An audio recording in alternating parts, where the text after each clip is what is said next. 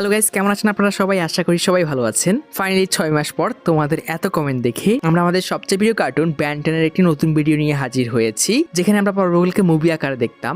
But এবারে সিজনের স্টোরিটা অনেক বড়, বাদ দিলে তোমরা ফাইনাল ফাইটের হয়তো কিছুই বুঝতে পারবে না। তো এই ভিডিওতে আমরা ফাইনাল ফাইটের আগে স্টোরিটা কভার করব। এর আগে ছোট্ট একটা স্পয়লার, যেমন আমরা জানি ব্যানের সবচেয়ে বড় এলিয়েন হচ্ছে ওয়েবিগ, কিন্তু এইভাবে ব্যানের সামনে যে ভিলেন পড়বে তার সামনে ওয়েবিগকে তুমি বাচ্চাও বলতে পারবে না। সো চলো শুরু করি অ্যাকশন, অ্যাডভেঞ্চার আর রোমাঞ্চে ভরা ব্যান 10 আর ড্রাগনের স্টোরি। সিজনের স্টোরি শুরু হয় একটি বৃদ্ধ লোককে দেখিয়ে, যার নাম স্যার জর্জ। এদিকে দূরের কোন একটা গুহার ভিতর রাতের অন্ধকারে আমরা ফরএভার নাইটকে দেখি। ব্যান 10 খুবই কমন একটা ভিলেন গ্রুপ। এই পর্বে এদের পরিচয় ইম্পর্টেন্ট। এরা ব্যানের ছোটবেলা থেকে তার পিছনে পড়ে আছে তার ঘড়ির জন্য।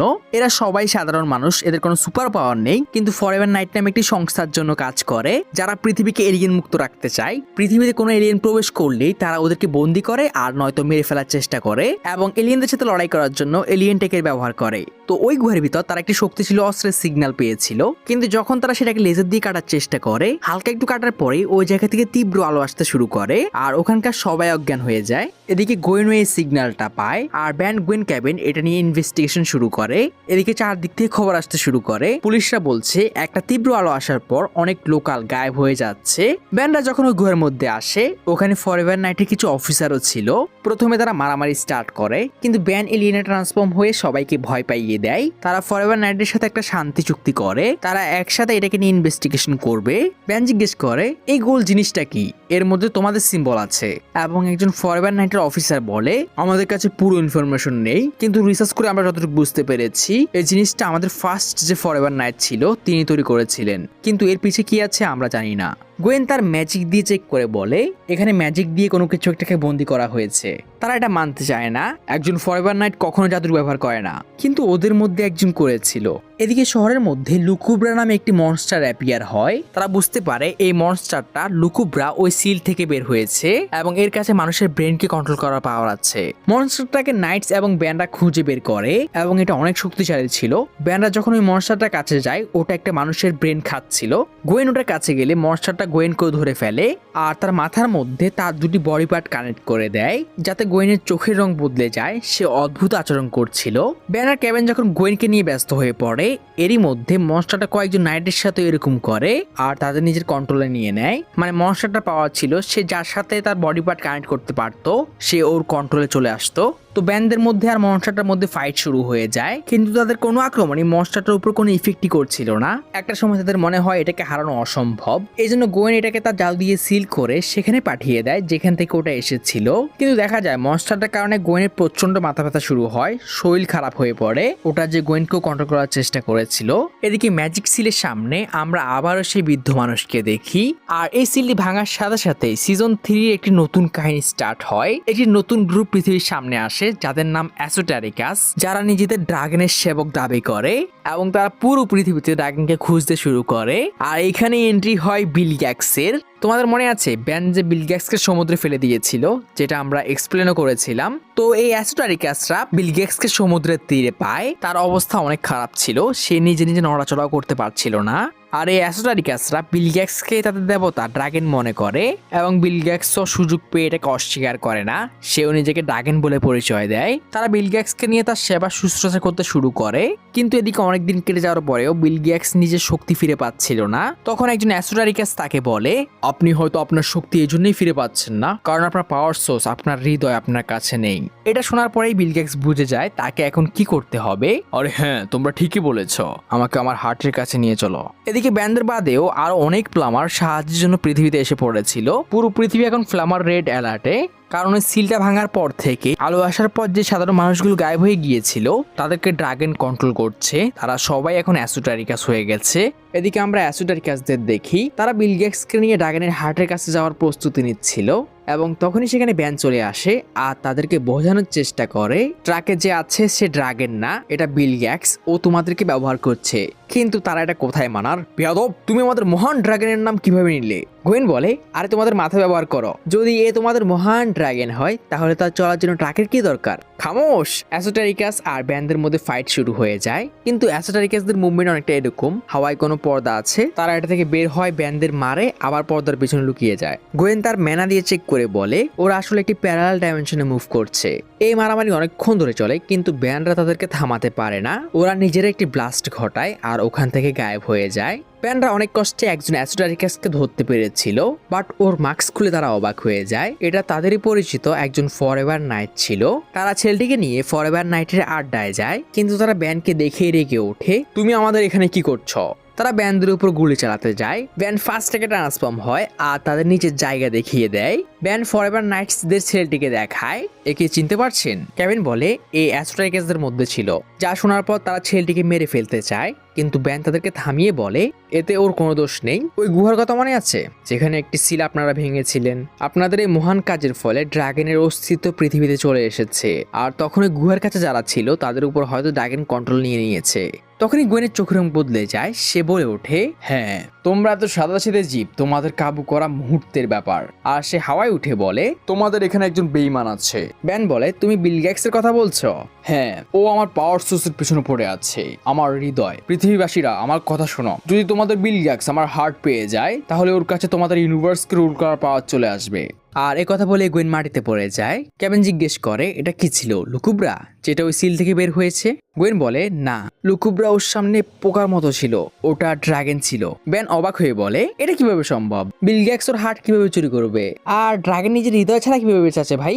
তখন ফরএভার নাইটের একজন লিডার বলে, তুমি কিছুই বোঝো না, ড্রাগনের মন তার লাইফ সোর্সের একটা অংশ। আর আমাদের প্রথম ফরএভার নাইট স্যার জর্জ ওটাকে হাজারো বছর আগে ক্যাপচার করেছিল।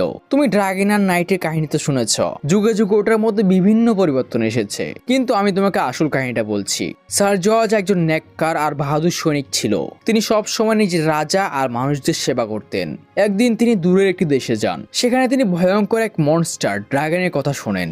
ওই ড্রাগনটা কোত্থেকে এলো কেউ জানে না, তবুও স্যার জর্জ ওটার সাথে লড়াই করে। ড্রাগনটা শক্তিশালী ছিল, কিন্তু স্যার জর্জ ওটাকে হারিয়ে দেয় আর নিজের তরোয়াল দিয়ে ওটার হৃদয় বের করে নেয়। কিন্তু এরপরও ড্রাগনটা বেঁচে ছিল, এজন্য স্যার জর্জ ড্রাগনটাকে তার হৃদয় থেকে আলাদা করে এবং সেখানে পাঠিয়ে দেয় যেখান থেকে সেটা এসেছিল, আর ওই জায়গাটাকে সিল করে দেয়। যতক্ষণে তরোয়াল ড্রাগনটার হৃদয়ের ভিতর আছে, ড্রাগনটা তার পুরো শক্তি ফিরে পাবে না, আর আমরা সবাই সুরক্ষিত থাকবো। কেভিন বলে, তাহলে এতদিন ধরে আমরা সুরক্ষিত ছিলাম, এখন নেই? প্যান বলে, তাহলে আমাদের ওর হৃদয়টাকে বাঁচাতে হবে।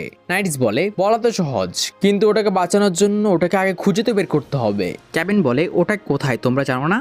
যারা ড্রাগনের মাইন্ড কন্ট্রোলের শিকার হয়েছিল ওরা একটা সময় ওর ভক্ত হয়ে ওঠে আর ওর হৃদয়ের পাশে একটি মন্দির তৈরি করে, কিন্তু মন্দিরটাকে খুঁজে পাওয়া প্রায় অসম্ভব। ওটা আমাদের দুনিয়া আর ড্রাগনের দুনিয়ার মধ্যে ট্রাভেল করে, ওটা কোনো এক জায়গায় একবারের বেশি দুইবার আসে না। তখনই হঠাৎ করে ব্যান বলে ওঠে, কিন্তু জর্জ তো জানে ওটা কোথায়, কারণ আমরা ওনাকে জিজ্ঞেস করি। কেভিন বলে, ব্যান আমরা এমন একজন মানুষকে কিভাবে প্রশ্ন করব যে কয়েক হাজার বছর আগে মারা গেছেন? ব্যান বলে, কিন্তু জর্জ তো এখনো জীবিত আছে, তাই না? তুমি কিভাবে বুঝলে? তুমি ওনার কথা এমন ভাবে বলো যেন তুমি ওনাকে পার্সোনালি চেনো, উনি একরকম অমর, তাই না? নাইট বলে, ওনার জীবন ওই তরোয়ালের সাথে জড়িত, কিন্তু উনি কয়েকদিন আগে গায়েব হয়ে গেছেন, আমরা জানি না উনি কোথায়। সে ওদেরকে স্যার জর্জের রুমে নিয়ে যায়, যেখানে অনেক ম্যাথসের ক্যালকুলেশন লেখা ছিল, আমরা জানি না এসব কি। আর গোয়েন ওটাকে সলভ করে বোঝায় ওই মন্দিরটা নেক্সট টাইম কোথায় দেখা যাবে, কিন্তু তখনই নাইটের ওদেরকে ধোকা দেয়, ওদের গুলি করে অজ্ঞান করে ফেলে। তারা স্যার জর্জের কাছে গিয়ে পৌঁছে যায়, মন্দিরটি ওখানে এসে গিয়েছিল। তারা মন্দিরের মধ্যে প্রবেশ করে, কিন্তু মন্দিরে ঢোকার কিছুক্ষণের মধ্যেই তাদের উপর অ্যাসিডরিকাসরা আক্রমণ করে দেয়। জর্জ সবাইকে পার করে যখনই তরোয়ালটাকে ধরতে যাবে, তখনই বিল গেটস কোথা থেকে এসে ওকে ধরে ছুঁড়ে মারে এবং তরোয়ালটা ড্রাগনের হাত থেকে বের করতেই বিল গেটস একটা নতুন রূপে আমাদের সামনে আসে। অ্যাসিডরিকাসরাও বুঝতে পারে, কিন্তু অনেক দেরি হয়ে গিয়েছিল। বিল গেটস সবাইকে তার হাতের একটা সুইং দিয়ে অজ্ঞান করে ফেলে। এত পাওয়ার আমি কখনো অনুভব করিনি, কিন্তু মনে হচ্ছে আরো আছে। তখনই ড্রাগনের আওয়াজ ভেসে আসে ওই ছেলেটির শরীর থেকে, হ্যাঁ আরো আছে, আনলিমিটেড পাওয়ার অপেক্ষা করছে, কিন্তু ওটা পাওয়ার জন্য তোমাকে সিলটা ব্রেক করতে হবে। এদিকে ব্যানরা হুঁশ ফিরে পাওয়ার পর ওই জায়গার দিকে আসছিল, তখনই হঠাৎ গোয়েনের মধ্যে বিল গেটস আর বাকিদের ফাইটের একটা ভীষণ আসে। আর ব্যানা কেভিনকে এটা বললে ব্যান গোয়েনকে রিকোয়েস্ট করে, গোয়েন আমি জানি তোমার কষ্ট হবে, কিন্তু তোমাকে আমাদের ওখানে টেলিপোর্ট করতে হবে, আর কোনো রাস্তা নেই। আসলে গোয়েনের শরীর অনেক খারাপ ছিল, কিন্তু সে রাজি হয়ে যায় এবং টেলিপোর্ট করে ওখানে আসার সাথে সাথেই গোয়েন সেন্সলেস হয়ে যায়। এদিকে বিল গ্যাক্স সিলটাকে ব্রেক করছিল, ব্যান ওকে থামানোর জন্য ইটারে ট্রান্সফর্ম হয়, কিন্তু বিল গ্যাক্স ব্যানকে সে ছোটবেলার মতো শুধু চোখের লেজার মারে আর কেভিনকে একটা বাড়ি মারে। ব্যানের ট্রান্সফরমেশন ক্যান্সেল হয়ে যায়, কেভিন যন্ত্রণায় কাতরাতে থাকে। এদিকে একটা সময় সিলটা থেকে আলো আসতে শুরু করে। ড্রাগন বিল গ্যাক্সকে বলে, তাড়াতাড়ি করো, তোমার জন্য বেহিসাব শক্তি অপেক্ষা করছে। কিন্তু বিল গ্যাক্স নিজের পরিচয় দিতে শুরু করে, আমি বিল গ্যাক্স, 10 দুনিয়ার রাজা, খুব শীঘ্রই আমি পুরো ইউনিভার্সে রাজ করব। কিন্তু পর মুহূর্তে সে গায়েব হয়ে যায়। এদিকে ব্যানরা একটু ধাতস্থ হয়ে ভাবে। ব্যান বলে, আমরা জিতে গেছি, বিল গ্যাক্সকে ড্রাগন মেরে ফেলেছে। গোয়েন বলে, না, ড্রাগন জিতে গেছে, ওর কাছে ওর হার্ট আছে, ওর পুরো শক্তি ফিরে পেয়েছে, আর বিল গ্যাক্সকে ওর ওখানকার কাজ করাতে নিয়ে গিয়েছে। তখন পিছন থেকে স্যার জর্জ বেরিয়ে আসে আর তরোয়ালটির দিকে এগিয়ে যায়। অ্যাস্কালন আবার আমার হয়ে গেল, আর ব্যান্ডের দিকে তাকিয়ে বলে, এখন তোমরা সেটা দেখবে যেটা ওই ড্রাগনটা দেখেছিল। আর স্যার জর্জ একজন যুবকে পরিণত হয়। ড্রাগনকে আসতে দাও। ব্যান্ডরা সবাই তাকে দেখে পুরো অবাক হয়ে যায় এবং ব্যান্ড হঠাৎ করে স্যার জর্জকে বলে ওঠে, তরোয়ালটা আমাকে দিন। স্যার জর্জ বলে, আমি এটা কেন করবো ট্যানিসন, এই অ্যাস্কালন আমার। তখন পেছন থেকে একটা আওয়াজ ভেসে আসে, না, আর অ্যাজমেথ বেরিয়ে এসে বলে, এটি আমার। আবার ওই ব্যাংকটা। আর আমরা জানতে পারি অ্যাজমেথ আর স্যার জর্জ অনেক আগে থেকে পরিচিত এবং অ্যাজমেথ এই অ্যাস্কালন তরোয়ালটিকে বানিয়েছেন। স্যার জর্জ অ্যাজমেথকে ইগনোর করে ভাব নিয়ে ওই সিলটার দিকে এগিয়ে যায়। ড্রাগন, আজকে তোর শেষ দিন। কিন্তু এর পেছনে এখন আর কিছুই ছিল না। সে বেরিয়ে আসলে ব্যান বলে, ওই ড্রাগনটা তো কোনো আওয়াজই করলো না, ও পিছনে ছিল না। এখানে অ্যাজমেথ স্যার জর্জকে তার অ্যাস্কালন তরোয়ালটি ফিরিয়ে দিতে বলে, আমি তোমাকে এটা দিতে পারবো না অ্যাজমেথ, আমাকে এখনো ড্রাগনকে থামাতে হবে। আর যদি তুমি এতটাই চাও তাহলে আমার থেকে এটা নিয়ে দেখাও। তোমার কি মনে হয় আমি পারবো না? আমি সে যে 5টা গ্যালাক্সির মধ্যে সবচেয়ে স্মার্ট। ব্যান টেনেসেন, ওর থেকে এটা নিয়ে নাও। আর সবাইকে অবাক করে ব্যান এতে রাজি হয়ে যায়। আসলে সে হয়তো স্যার জর্জের শক্তি পরীক্ষা করতে চাইছিল। ব্যান ফার্স্ট থেকে ট্রান্সফর্ম হয়, দুজনের মধ্যে ফাইট শুরু হয়ে যায় এবং ব্যানকে কভার দেওয়ার জন্য ক্যাবিনে এগিয়ে আসে, কিন্তু ভুল করে সে স্যার জর্জের চুল ধরে টান দিয়ে দেয়। আর এই জন্য স্যার জর্জ তাকে মেরেই ফেলতে যায়, যার কারণে গোয়েনকে এর মধ্যে আসতে হয়। তখনই পেছন থেকে আওয়াজ আসে, হিউমাঙ্গাসর, ফ্যান ফেভারিট একটা এলিয়েন। কিন্তু স্যার জর্জ প্রথমে তার তরোয়ালটা ঘুরায়, হিউমাঙ্গাসর উড়ে যায়, তারপর সে তরোয়ালটাকে তোলে আর লিটারালি ব্যানের ট্রান্সফরমেশন ক্যান্সেল হয়ে যায়। স্যার জর্জ যাওয়ার আগে ব্যানকে বলে, তুমি আমাদের আরো কাছে আসবে, এবং সে অ্যাস্কালন দিয়ে একটি পোর্টাল ওপেন করে আর সেখান থেকে চলে যায়। এরপর ব্যান অ্যাজমেথকে ধরে আর তারা স্যার জর্জের কাহিনী জিজ্ঞেস করে। অ্যাজমেথ প্রথমে না করে, তখন ব্যান বলে, আপনি সব সময় বলেন আমি কোনো কিছু না জেনেই অ্যাকশন নিই, কিন্তু আজকে আমি জিজ্ঞেস করছি। অ্যাজমেথ বুঝতে পারে ব্যানকে এটা বলা উচিত, তো সে তাদের সবাইকে নিয়ে প্রাইমেসে টেলিপোর্ট করে। আর এটা অ্যাজমেথের পার্সোনাল ল্যাব, একটা পুরো গ্রহ। অ্যাজমেথ বলে, এই জায়গাকে তোমরা চেনো। আসলে এটা ব্যান্টেনের সিজনের একটা এপিসোডে দেখানো হয়েছিল। এই প্রাইমেসটা কি সংক্ষিপ্ত আকারে বলি, এটাই অমটিক্সের পাওয়ার সোর্স। এখান থেকেই ব্যানের সব এলিয়েনের ডিএনএ যায়, সব ট্রান্সফরমেশন এখান থেকেই কন্ট্রোল হয়। অ্যাজমেথ ব্যান্ডদের হলোগ্রামের মাধ্যমে তার অতীতের দৃশ্য দেখায়। এখানে অ্যাজমেথ আর তার ওয়াইফ একসাথে সায়েন্টিফিক রিসার্চগুলো করতো, কিন্তু মিস অ্যাজমেথের কাছে অ্যাজমেথ ওয়াদা করেছিল সে কখনো কোনো অস্ত্র তৈরি করবে না। কিন্তু অ্যাজমেথের ছিল জ্ঞানের খিদে, সে প্রকৃতির সবকিছুকে কন্ট্রোল করতে চাইতো। এভাবে সে একদিনে তরোয়ালটাকে তৈরি করে ফেলে। গোয়েন বলে, ও আর ফেরেনি। কিন্তু একদিন একটি গ্রহের যোদ্ধা আমার এই অ্যাস্কালন সম্পর্কে জানতে পারে আর ওটিকে চুরি করে নেয়। সে অ্যাস্কালন দিয়ে যুদ্ধ করে আর তার পরিণাম ছিল ওই গ্রহটি নিশ্চিহ্ন হয়ে যায়। জেনেত আমাকে এই জন্যই কোনো অস্ত্র বানাতে নিষেধ করেছিল, কিন্তু আমার এটি বুঝতে অনেক দেরি হয়ে যায়। আমি তরোয়ালটিকে লুকিয়ে ফেলি আর ওয়াদা করি শুধু শান্তি আনে এরকম আবিষ্কার করব। অমিটেক্স আলটিমেট্রিক্স আমার দুনিয়ার কাছে একটা সরি ছিল আমার আগের আবিষ্কারের। ব্যান বলে, আর আমি এটাকে আবার একটু অস্ত্রের মতো ব্যবহার করছি। কেভিন বলে, কিন্তু জর্জই তরোয়ালটি কিভাবে পায়? আমি ওকে এটি দিয়েছিলাম। আর সে ওদের পৃথিবীর একটি হলোগ্রাম দেখায়। একদিন আমি এই গ্যালাক্সির জঘন্য প্ল্যানেটকে খুঁজে পাই কয়েক হাজার বছর আগে, যখন পৃথিবীর অবস্থা সবচেয়ে খারাপ ছিল। এক ধরনের ক্রিচার যারা ডাইমেনশনে মুভ করতো, ওই ক্রিচারগুলো পৃথিবীতে আসতে চাইতো। নাইটরা ওদের সাথে অনেক বাহাদুরির সাথে লড়াই করে, কিন্তু তাদের মাঝে বেশিরভাগই ওই মনস্টারটার মাইন্ড কন্ট্রোলে চলে আসে আর নিজের সঙ্গীদের সাথেই লড়াই শুরু করে। তাদের মধ্যে সবচেয়ে শক্তিশালী ছিল স্যার জর্জ, কিন্তু সেও টিকতে পারতো না যদি আমি ওদের মাঝে না আসতাম। সেখানে আমরা দেখি অ্যাজমেথ স্যার জর্জের সামনে আসে, তাকে দেখে স্যার জর্জ বলে ওঠে, মনস্টার?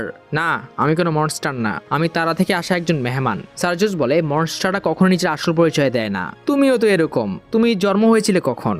প্রায় 900 বছর আগে। যা শুনে জর্জ অবাক হয়ে যায়। জর্জ শান্ত হয়ে বলে, হ্যাঁ, আমি 1000 বছর আগে জন্ম নিয়েছিলাম। যদি জানতাম মানুষদের এই অবস্থা দেখতে হবে তাহলে কখনো অমর হতে চাইতাম না। দেখতে তো পাচ্ছ আমাদের কাছে ওদের সাথে লড়াই করার মতো কোনো অস্ত্র নেই। এবং তখন অ্যাজমেথ ওকেই তরবারি দেয়। জর্জ, মনোযোগ দিয়ে শোনো, যাদের সাথে তুমি লড়াই করছো তারা ওদের মালিকের সামনে কিছুই না। ও কয়েকশো ডাইমেনশনকে নিজের গোলাম বানিয়েছে, এখন আমাদেরটাকেও বানাতে চায়। ও এখানে আসতে পারলে আমাদের পুরো ইউনিভার্স শেষ হয়ে যাবে। যখন ড্রাগন আসবে তোমাকে ওকে থামাতে হবে, যদিও আমার মনে হয় না তুমি ওকে থামাতে পারবে। জর্জ বলে, আমার উপর সন্দেহ করো না অ্যাজমেথ, এরপর আজমেত ব্যানদের ওই ফাইটের সিনে নিয়ে যায় যেখানে জর্জ ড্রাগনের হৃদয় বের করে নিয়েছিল। ওই ফাইটের সিন আমাদের দেখানো হয় না, কিন্তু ওই দৃশ্যটা এতটা জঘন্য ছিল ব্যান গোয়েন ক্যাবেন চিৎকার করতে শুরু করে, আজমেত আমাদের এখান থেকে এখনই বের করুন। গোয়েন বলে ওটা অনেক ভয়ঙ্কর ছিল। ব্যান আজমেতকে বলে, আজমেত স্যার জর্জ ওই ড্রাগনটাকে আগেও মেরেছিল, যদি সে ওটাকে মারতে পারে তাহলে আমরা ওকে থামাচ্ছি কেন? আজমেত বলে জর্জের মধ্যে আর ওই শক্তি নেই, ওর পক্ষে এখনই তরোয়াল কন্ট্রোল করা সম্ভব না, উল্টো তরোয়ালটা ওকে কন্ট্রোল করবে, আর তোমাদের দুনিয়ারও ওই অবস্থা হবে যা ওই যুদ্ধ দুনিয়ার সাথে হয়েছিল।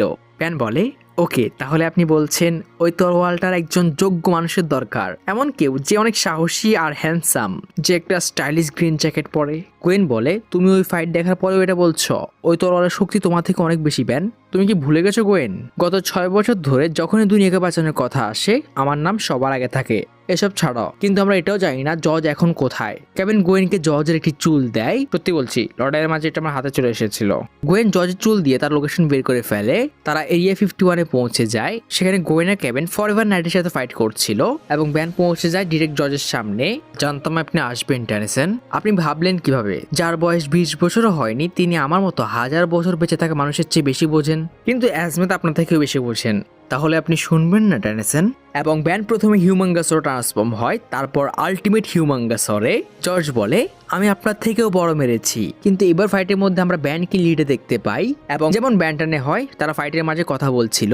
জর্জ বলে তোমার তখন কিরকম লাগে যখন তুমি যাদের জন্য লড়াই করো তারাই তোমার উপর সন্দেহ করে? কতবার তোমাকে বিপদে পড়তে হয়েছে যখন তোমার মনে কিছু একটা চেয়েছে কিন্তু বাকিদের জন্য তুমি সেটা করতে পারোনি? ব্যান বলে তুমি কি চাও?